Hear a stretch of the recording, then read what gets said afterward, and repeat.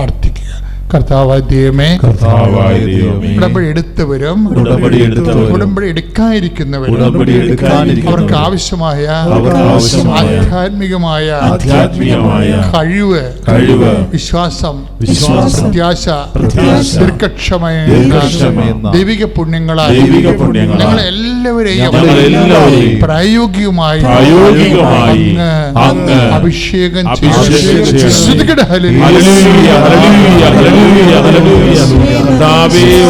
എടുത്ത മക്കൾ ഓരോരുത്തരെയും ഫോണിൽ ഉടമ്പടി പ്രാർത്ഥിക്കുന്ന മക്കളെയും അതിദിവ്യകാരുണ്യത്താലൊക്കെ സ്പർശിക്കുകയെ നന്ദി പറയുന്ന കർത്താവേ, അവിടെ നിയോഗങ്ങളെ തൊടുന്നത് നന്ദി പറയുന്ന കർത്താവേ, യേശുവേ ആരാധന, ഹല്ലേലൂയ ഹല്ലേലൂയ ഹല്ലേലൂയ, ആരാധന, യേശുവേ ആരാധന.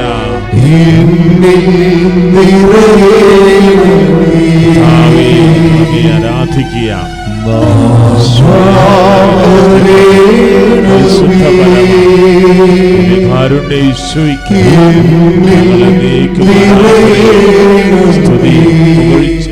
കണ്ണുകളടച്ച് കൈകൾ കൂപ്പി കൈ നെഞ്ചത്ത് വെക്കുക. നിന്റെ വീട്, നിന്റെ ജോലി, നിന്റെ ആരോഗ്യം, നിന്റെ സാമ്പത്തികാവസ്ഥ, കുടുംബത്തിൻ്റെ സമാധാനക്കുറവ്, ഭർത്താവിൻ്റെ മദ്യപാനം, കുഞ്ഞുങ്ങളുടെ തെറ്റായ പ്രണയബന്ധങ്ങളും, മൊബൈലിൻ്റെ അഡിക്ഷൻസ്, സാമ്പത്തിക കടങ്ങൾ, നിന്റെ വീട് വഴിയില്ലാത്ത അവസ്ഥ, വീടില്ലാത്ത അവസ്ഥകൾ, പലതരത്തിൻ്റെ യാത്രകൾ, നിന്റെ ജോലികൾ, നിന്റെ കറസ്പോണ്ടൻസ്, നിനക്ക് വരേണ്ട പേപ്പറുകൾ, സർട്ടിഫിക്കറ്റുകൾ, പരീക്ഷകൾ, ഇങ്ങനെയുള്ള എല്ലാ വിഷയങ്ങളും സമർപ്പിക്കുക. എന്തെല്ലാം ഉടമ്പടിയിലുണ്ട് അതെല്ലാം സമർപ്പിച്ച് പ്രാർത്ഥിക്കുക. കർത്താവേ, ഞങ്ങളുടെ തിരുസന്നിധിയിൽ ഞങ്ങളുടെ അഭിഷിക്തം പ്രാർത്ഥിക്കുന്നു. ആയിരക്കണക്കിനും പതിനായിരക്കണക്കിനും മനുഷ്യരാണ് കർത്താവേ ഈ ഉടമ്പടി ധ്യാനത്തിൽ പങ്കെടുക്കുന്നത്. അവരുടെ എല്ലാ വിഷയങ്ങളും ഇപ്പോഴ് പരിശുദ്ധ അമ്മയുടെ മധ്യസ്ഥത്തിലെ യേശുവിന്റെ നാമത്തില് ഞാൻ ആശീർവദിക്കുന്ന കർത്താവ്. മാരക രോഗികള് യേശുവിന്റെ നാമത്തിൽ ഇപ്പൊ സൗഖ്യപ്പെടട്ടെ എന്ന് പ്രാർത്ഥിക്കുന്ന കർത്താവ്. ത്വക്ക് രോഗികളെ, കിഡ്നി രോഗികളെ, കരൾ രോഗികളെ, മഹോദ രോഗികളെ, ത്രോൺസൈഡ് അസുഖമുള്ളവരെ, തൈറോയ്ഡ് അസുഖമുള്ളവരെ, തലയ്ക്ക് വേദനയുള്ളവരെ, തലക്കിന്റെ ഞരമ്പുകൾക്ക് കിടന്ന് വീക്കമുള്ളവരെ, ഹൃദയത്തിന് ബ്ലോക്കുള്ളവർ, കരളിൽ വേത്തമുള്ളവർ, കിഡ്നി രോഗികൾ കർത്താവ്, വാതരോഗികൾ, ഉള്ളംകാൽ മുതൽ ഉച്ചവരെ യേശുക്രിസ്തുവിന്റെ ഉന്നതമായ നാമത്തിലെ നീ സൗഖ്യം പ്രാപിക്കട്ടെ. സ്തുതിക്കട്ടെ. ഹല്ലേലൂയ ഹല്ലേലൂയ ഹല്ലേലൂയ ഹല്ലേലൂയ. കർത്താവേ, ഞങ്ങളെ സ്പർശിച്ച് സൗഖ്യം നൽകുന്ന കർത്താവേ, സാക്ഷ്യമായി നന്ദി പറയുന്നു, സൗഖ്യങ്ങൾക്ക് നന്ദി പറയുന്നു. യേശുവേ ആരാധന, യേശുവേ ആരാധന, പരിശുദ്ധ പരമാ ഞങ്ങളങ്ങേ ആരാധിക്കുകയും സ്തുതിക്കുകയും മഹത്വപ്പെടുത്തുകയും ചെയ്യുന്നു. പരിശുദ്ധ പരമദിവ്യകാരുണ്യത്തിന് ആരാധനയും സ്തുതിയും. കൈകളെ വീണ്ടും രണ്ട് കൈകളും നെഞ്ചത്ത് വെച്ചുകൊണ്ട് നിന്റെ ജീവിതം, നിന്റെ കുടുംബം, നിന്റെ ജീവിതം, നിന്റെ ഹൃദയത്തില് വേദനിക്കുന്ന ഓരോ അവസ്ഥകള്, ചിന്തകള്, ഓർമ്മകള്, നിന്റെ ഉത്കണ്ഠകള്, നിന്റെ വ്യഗ്രതകള്, നിന്റെ ഭാരങ്ങള് എല്ലാം നിന്റെ കർത്താവിനെ ഏൽപ്പിക്കുക. കർത്താവേ, ഞാൻ 36 വർഷം അർപ്പിച്ച കുർബാനയുടെ യോഗ്യതയാൽ ഈശോയെ കർത്താവേ, കൃപാസ്ഥാനത്താലെ ജീവനോടെ പ്രത്യക്ഷപ്പെട്ട പരിശുദ്ധമ്മയുടെ മധ്യസ്ഥത്താൽ ഇപ്പോൾ കൈനെഞ്ചത്ത് വെച്ചുകൊണ്ട് ഈ ആരാധന കൂടുന്ന മക്കളുടെ ഹൃദയനെഞ്ചിലുണ്ടാകുന്ന പുകച്ചിലുകള്, ഭാരങ്ങള് കർത്താവേ, എന്തെല്ലാം വിഷയങ്ങളില് അവിടെ മനസ്സിന് വേദന അനുഭവിക്കുന്നവരുടെ ഹൃദയത്തിൽ കർത്താവേ, ഒരു ദിവസം കർത്താവേ എന്തെല്ലാം ഭാരങ്ങള്, വേദനകള്, രോഗങ്ങള്, പല വിഷയങ്ങളെ കുറിച്ചുള്ള ഉത്കണ്ഠകള്, ആദികള്, ഭീതികള്, വ്യഗ്രതകള് മനസ്സിൽ കടന്നു പോകുന്ന ആ മനസ്സുകളെല്ലാം കർത്താവേ ജീവിക്കുന്ന ദൈവം നിന്റെ തിരുമുറിവാർന്ന് മറുകരത്താൽ സ്പർശിക്കണമേ. യേശുക്രിസ്തുവിന്റെ ഉന്നതമായ നാമത്തിൽ അധികാരത്തെക്കുറിച്ച് ഭയങ്ങള്, വ്യഗ്രതകള്, ഉത്കണ്ഠകള്, അതിന്റെ മൂലക്കാരങ്ങൾ, അടിസ്ഥാന വിഷയങ്ങള് ഇപ്പോഴും അടയാള സഹിതം യേശുവിന്റെ നാമത്തില് മാറിപ്പോകട്ടെ.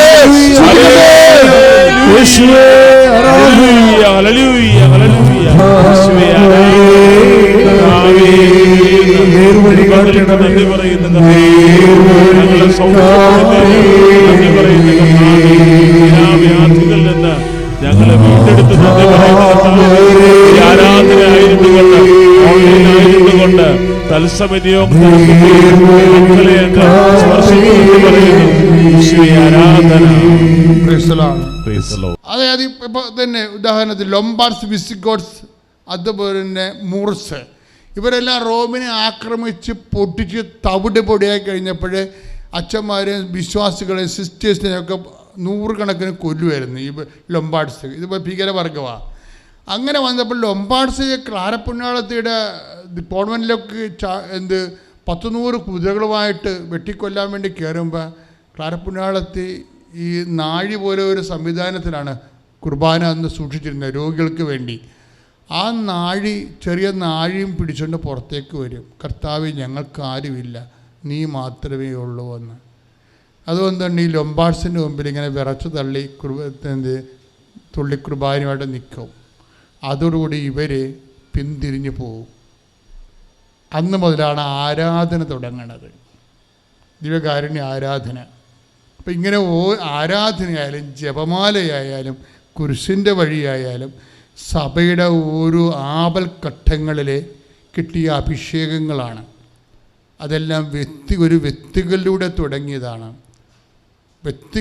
ലോകത്തിന് പ്രതിസന്ധി വന്നപ്പോൾ വ്യക്തികളിലൂടെ ദൈവത്തിൻ്റെ അഭിഷേകത്തിലൂടെ ദൈവം തുടങ്ങിയ ലോക ശക്തീകരണത്തിൽ നടത്തിയ ദൈവബന്ധത്തിൻ്റെ ഒരു പ്രാർത്ഥനാ പദ്ധതികളാണ് അതൊക്കെ.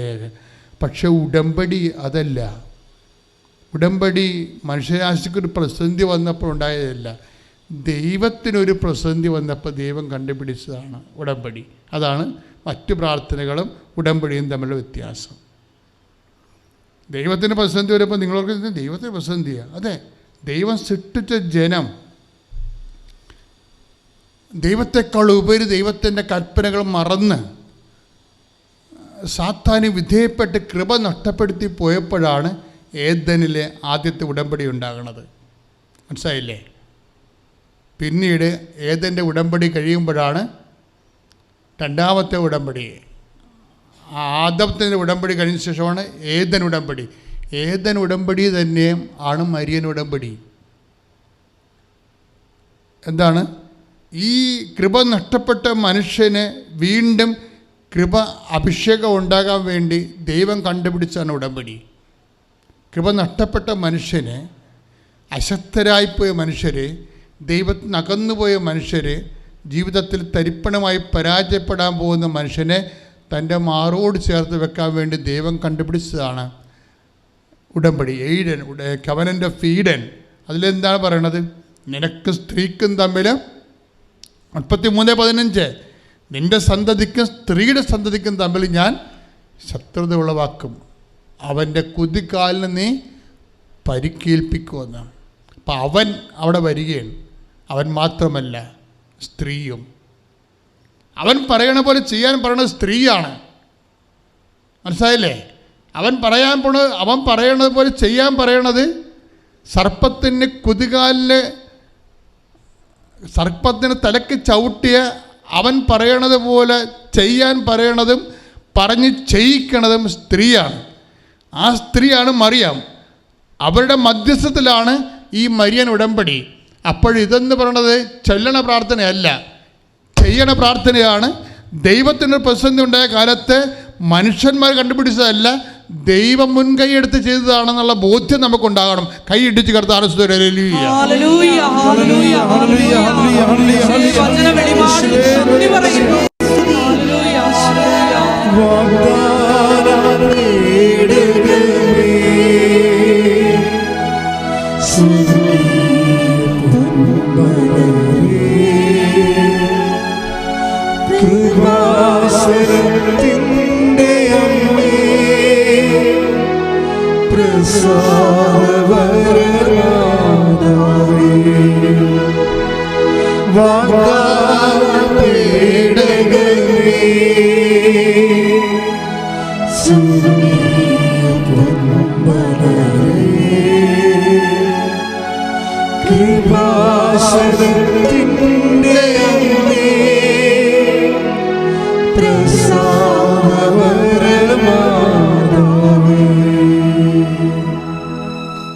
എഴുന്നേൽക്കുക.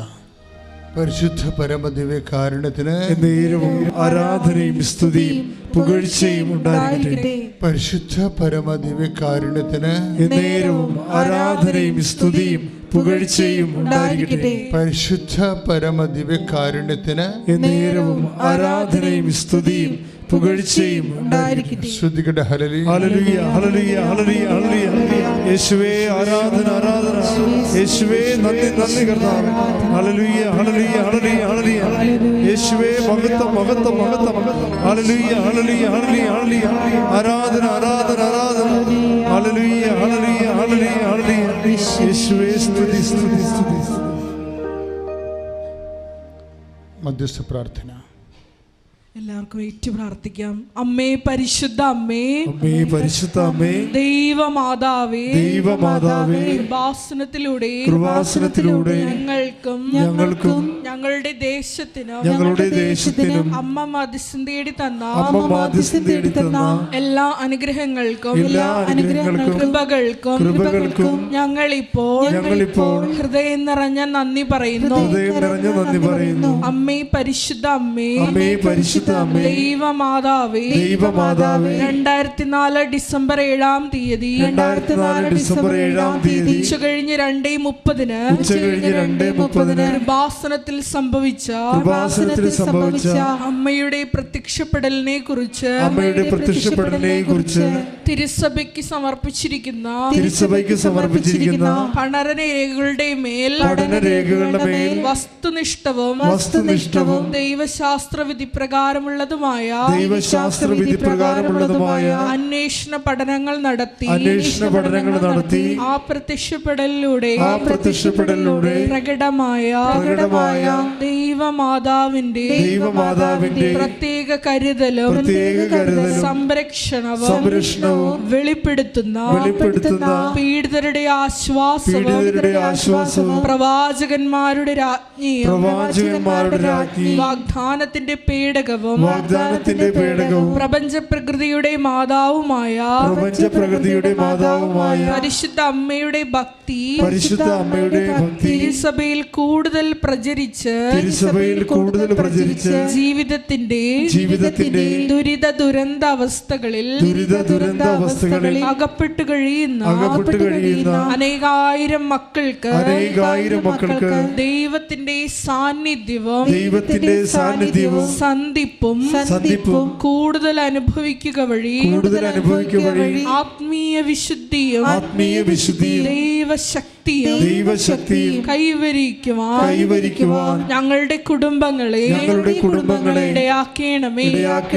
അമ്മേ പരിശുദ്ധ അമ്മേ, ഭൂസ്വർലോകങ്ങളുടെ രാജ്ഞിയായ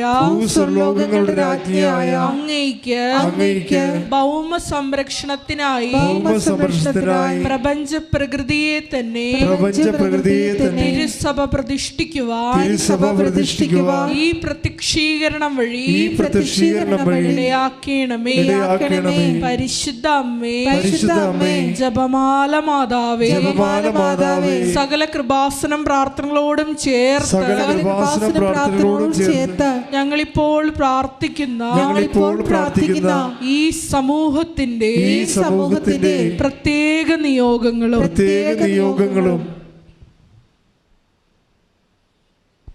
അമ്മയുടെ പ്രത്യക്ഷീകരണത്തിന്റെ ഈ അനുഗ്രഹവേളയിൽ ഞങ്ങൾക്ക് സാധിച്ചു തരുവാൻ കനിയണമേ. ആമേൻ. സ്തുതിച്ച് പ്രാർത്ഥിക്കാം. ഹല്ലേലൂയ ഹല്ലേലൂയ. യേശുവേ നന്ദി, യേശുവേ ആരാധന. ഹല്ലേലൂയ ഹല്ലേലൂയ. ആരാധന. പ്രത്യക്ഷീകരണത്തിന്റെ സാക്ഷിയായി ഞങ്ങളുടെ കുടുംബത്തെയും യേശുവേ സ്തുതി, യേശുവേ ആരാധന. ഹല്ലേലൂയ ഹല്ലേലൂയ ഹല്ലേലൂയ ഹല്ലേലൂയ. ആരാധ്യൻ യേശുപരാ വണങ്ങുന്നു ഞാൻ തേജസ്സേടും നിൻമുഖമിൻ ഹൃദയത്തിനാനന്ദമേ.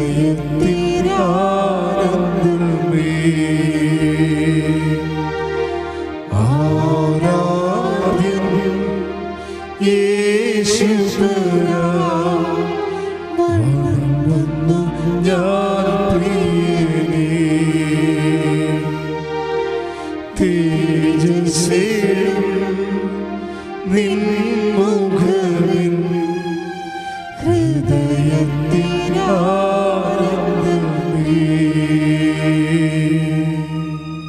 40 വർഷമായിട്ട് ഡയബറ്റിക് പേഷ്യൻ്റാണ് അങ്കിള്. വളരെ ശ്രദ്ധയോടെ മരുന്ന് കഴിക്കുകയും അതുപോലെ തന്നെ ആഹാരം നിയന്ത്രിച്ചും ചിട്ടയായിട്ടും ജീവിക്കുന്ന ഒരു വ്യക്തിയാണ്.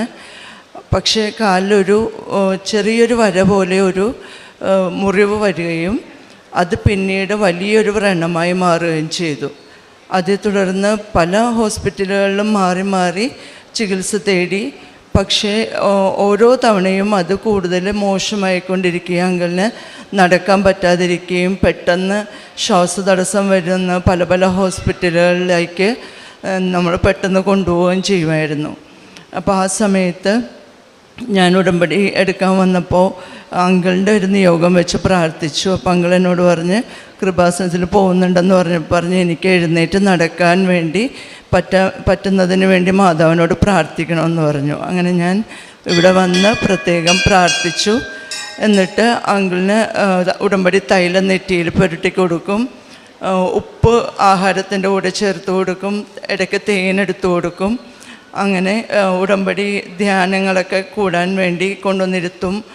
അങ്ങനെ ആരും വിചാരിക്കാത്ത രീതിയിൽ പലരും അങ്കിള് ആ ഒരു അസുഖത്തോടെ അങ്കിള് ഞങ്ങൾക്ക് തിരികെ കിട്ടില്ല എന്ന് വിചാരിച്ചു. പക്ഷേ 82 വയസ്സുള്ള അങ്കിള് ഇന്നും മുറിവുണങ്ങി സുഖമായിട്ട് വീട്ടിലിരിക്കുന്നു.